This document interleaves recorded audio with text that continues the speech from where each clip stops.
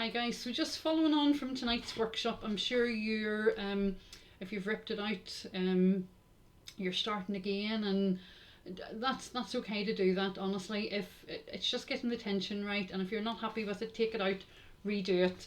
That's why it's better to have a wee bit of time rather than having the constraints of the workshop and feeling under pressure to do it. So at least this way you can do it at your own pace. So if you're not happy with it, take it out, redo it. And I'm just going to run through this with you again. So we put, well, let me just change cameras so you can see it a little bit better. Okay, so casting on, and again you have your practice ball, so you can use that. It's very easy to forget. I mean, it didn't take you long at all tonight to get the stitches, and I think changing arms was the hardest part maybe. So it's good to sort of use your practice ball and just go along and practice this every so often, because it is such a simple stitch. But if you forget, then it's quite hard.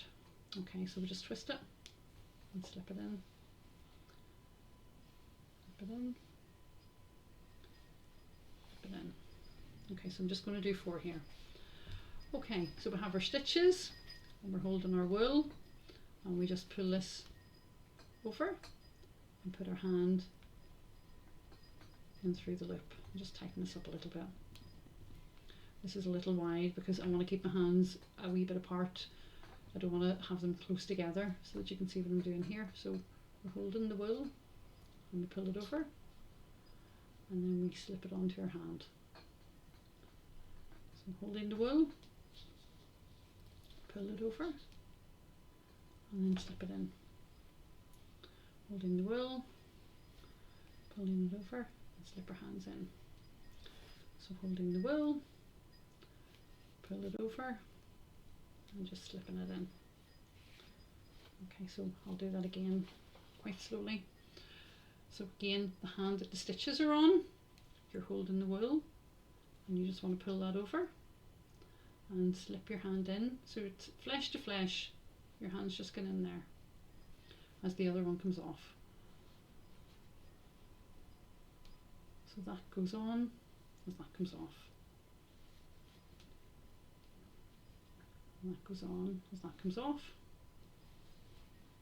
And that goes on as that comes off.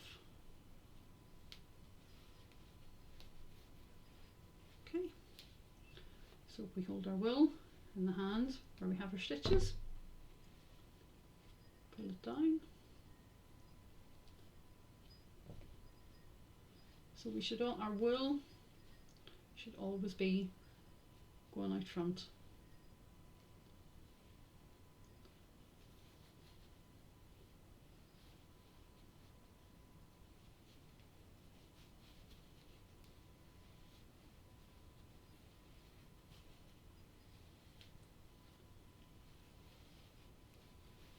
So I'm going to do it once more, a wee bit slower.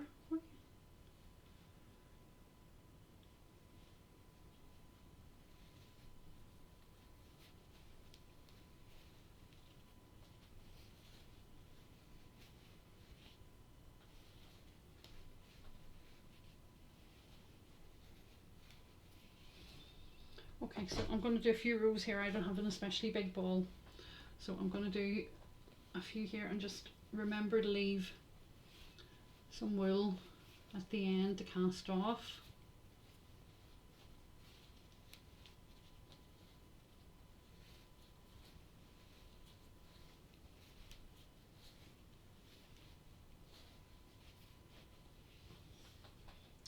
Maybe do another row, and then we'll cast off.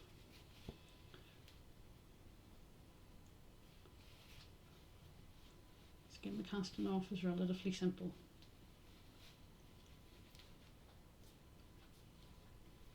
Okay, so we have our stitches. Okay, so we just do 2 stitches as normal.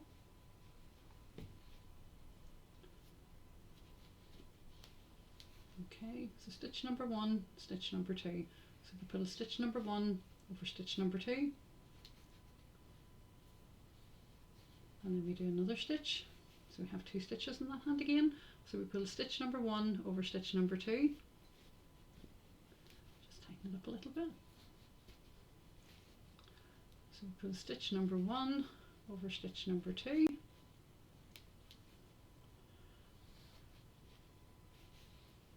Okay, I just about have enough wool left over here. Pull stitch number 1 over stitch number 2. So we're left with our last one, and we just pull this through. And we can just pull that to tighten it up, and then stretch it back into place again. So you can just use this last wee bit of wool just to weave through, and that secures it. Okay.